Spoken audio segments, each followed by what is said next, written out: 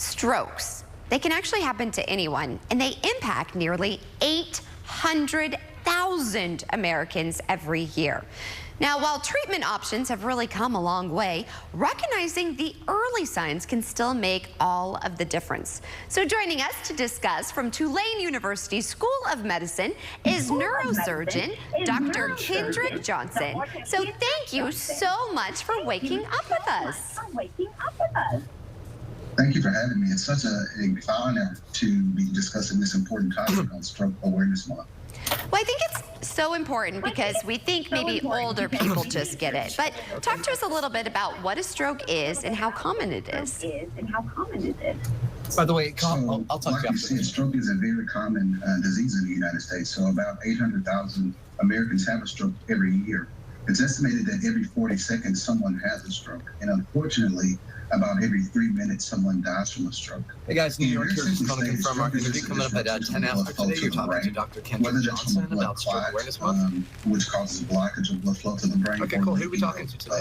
A blood vessel which causes bleeding into the brain.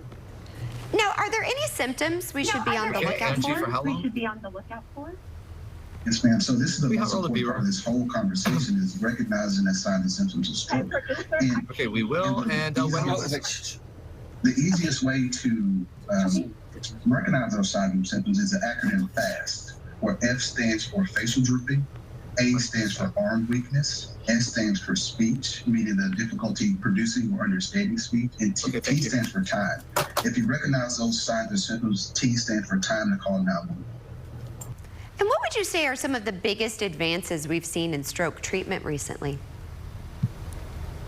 So stroke is one of the leading causes of death and disability in the United States. So it's been a big focus of research and innovation with regards to medication and procedures, from all the way from the clot busting medicine that you can get into the IV to what brought me into this space, which was a procedure called mechanical thrombectomy. What we do is if a patient gets to us in time, what we can do is minimally invasive go inside the blood vessels and snake a small tube or catheter all the way up to the arteries in the brain and either suck that clot out or pull that clot out.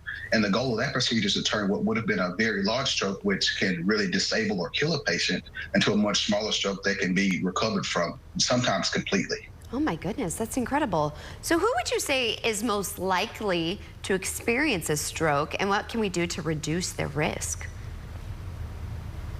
So stroke is a disease that unfortunately can affect patients at any age, all the way from infancy all the way up to the elderly. Although as we age, our risk of stroke does get higher. So the basic risk factors for stroke are some of our essentially the common medical issues, whether that's persistently elevated blood pressure, diabetes, which is poorly controlled, obesity, smoking, or high cholesterol. And the biggest way we can help reduce those risks are working with a medical doctor that you see regularly to help treat those with medication and lifestyle changes.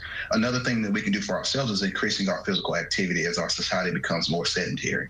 So what is the biggest piece of advice you have for everyone, and where can we go for more?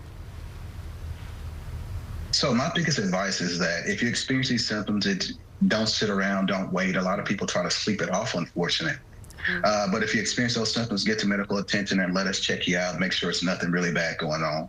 And I've partnered with a company called Penumbra, one of the leaders in the neurovascular space, and they have great resources on their website, which is penumbrainc.com/stroke. Also, if you Google the term No Stroke, K-N-O-W, stroke, the National Institute of Health and the Center for Disease Control has great resources as well to help patients learn more about stroke. Well, Doctor, I really appreciate your time. Thank you so much for raising awareness. Thank you for having me.